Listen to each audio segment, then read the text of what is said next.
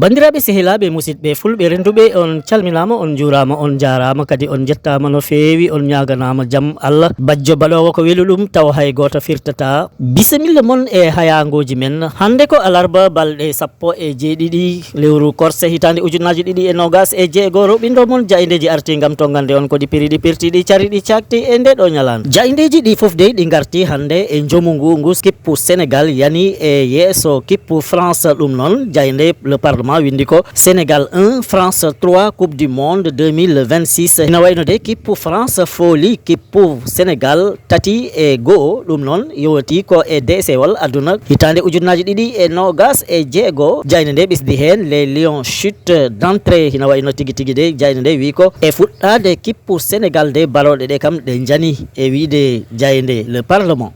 jayde Sud Quotidien arti hen sabo windi ko Coupe du Monde France Sénégal 3-1 les Lions perdent leur croc ina wayno de e ngal ɗon desewal aduna hitande ujunnaji 2020 kippu France fooli kippu Sénégal tati e go'o e wiide jayde Sud Quotidien ina wayno tigui noon jayde nde wi ko baroɗe ɗe de ñiiƴe ɗe colama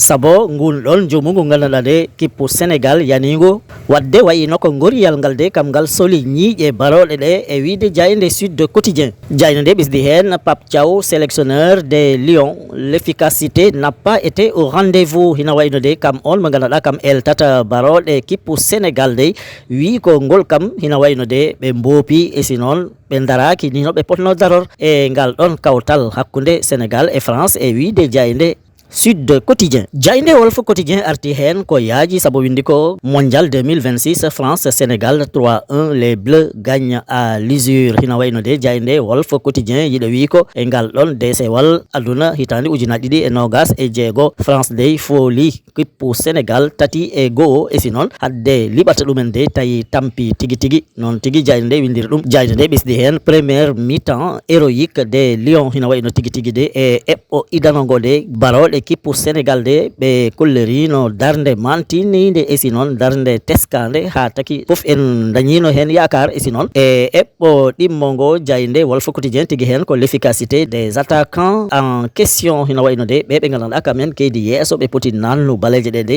ɓe daraki ni no ɓe potno daror o mo ganduɗa ka woni Ibrahima Mbaye noon kam ko e kippu Sénégal de waɗi liggey kamne teskaɗo mantiniɗo e si noon holleri kam woni kurko ɓurɗo famɗu duuɓi e nder Afrique nannuɗo bit e ngal ɗon kawtal biyetegal Coupe du Monde e wiide jayde Wolf Quotidien jayde l'exclusive wi ko premier match des Lions à la Coupe du Monde 2026 la franche revanche ina wayno jayde l'exclusive wiɗi wi ko kippu France de yoptima tigui tigui lappande nde Sénégal lappuno ɗum e hitande ujunnaji 2020 ɗum noon wayno ko haysi tawi Sénégal fergitima yani waɗi hen ɓe ganduɗa heɓe e nder kippu Sénégal de kamen ko liggey mawɗo ɓe mbaɗi e ngal ɗon kawtal baɗo henno Jackson jayde nde limi Crépin o mo ganduɗa ka woni Mbaye kamen de tigui tigui ɓe mbaɗi liggey mantiniɗo esi ɓe ganduɗa de ɓe keptinaka e ngal ɗon pottital de hina hen jilla Sadio Mané esi noon Koulibaly Gana Ismaïla Sarr e wiide jayde l'exclusif siko en gimima e coftal ɓalli en gartat e ko yowti ko e alhaali lesdi Sénégal sabo jayde point actu information windi ko le magistrat Abdoul Majib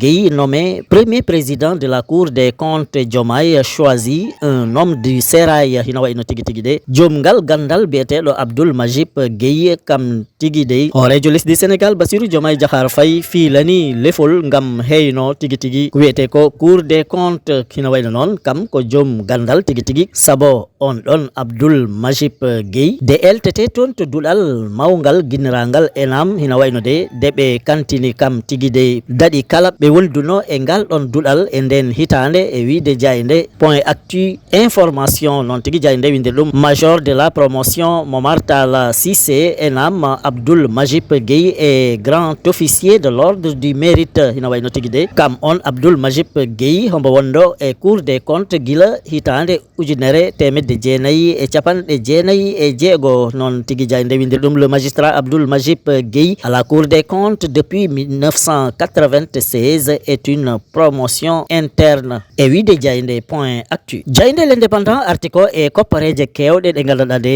galleji beeteɗi assurance ɗi natni ɗum e nder Sénégal hitande ujunaje ɗiɗi e nogas e joyi ha tagi jaynde l'indépendant windi ko Sénégal marché des assurances exercice 2025 311 milliards réalisés par les assurances ina wayno de ko tolnoto e temedde tati e sappo e goho milliard uji ɗin ɗon galleji assurance natniɗi e hitande ujunaje ɗiɗi e nogas e joyi e wiide jaynde l'indépendant jaynde rewmi quotidien de windi ko haute cour de justice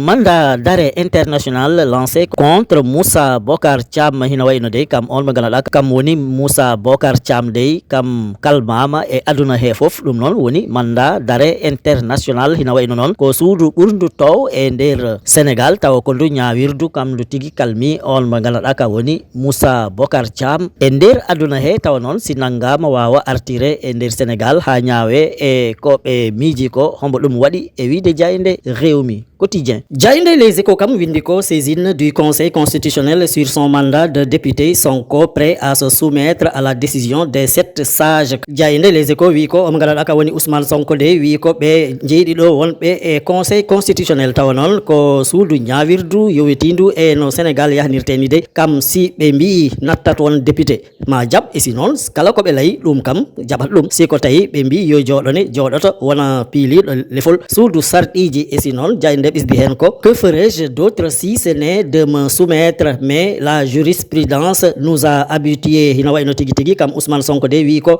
mbaɗatmi janggo jaam ñande foof ɓe jaltini konngol ɓe mbi ko ɗum waɗete si wona mi wat koɓe mbi ko e wiide jaynde les échos gasnirten ko jaynde Vox Populi sabo windi ko lutte contre le trafic international de drogue 970,6 kg de cocaïne saisi par la douane à Idda Mouride de Koupentoum ina wayno noon ngam habde e ɓe nanatɓe drogue e nder Sénégal de dadi ɓe wiyeteɓe douane ɓe mbaɗi liggey mawɗo toon to Idda Mouride tawa noon ko Koupentoum ɗum jiya sabo ɓe nangi toon ko tolnoto e temedde jeenayi e capanɗe jeeɗiɗi piccal jeego kilogramme tawa noon ko cocaïne ɗum noon ko drogue mo ganduɗa kombo bonɗo isi noon ko loppita ko hen e kiloji drogue hina heewi tigui woni ko ginnuɗen ko joni woni 970,6 kg de cocaïne jayno nde ɓesdi hen les 844 plaquettes de cocaïne dissimulées dans une cachette d'un camion transportant une grosse quantité de mad ina wayno noon ɓen ɓe ganduɗa kamen jinno addu on ɗon drogue e nder Sénégal de ɓe ƴetti ko tolnoto e temedde jeetati e capanɗe nayyi paquetaji cocaïne ɓe nahniɗi e nder camion mumen mo ganduɗa de heɓe hen ndimduno mad e wiide jayde Vox Populi bandiraɓe sehilaɓe ɗum wonɗo seeɗa e komin gaddanno on e ko jayndeji ɗi dawi ɗi bindi hande on jettama on jarama e kettogol mon ñimgol tabitgol on duwanama jaam e kisal yo jaam won fulnangue hirnangue rewa o worgo tottodiren aadi ha sanga goɗɗo so weeli Allah joom baɗe e bawɗe o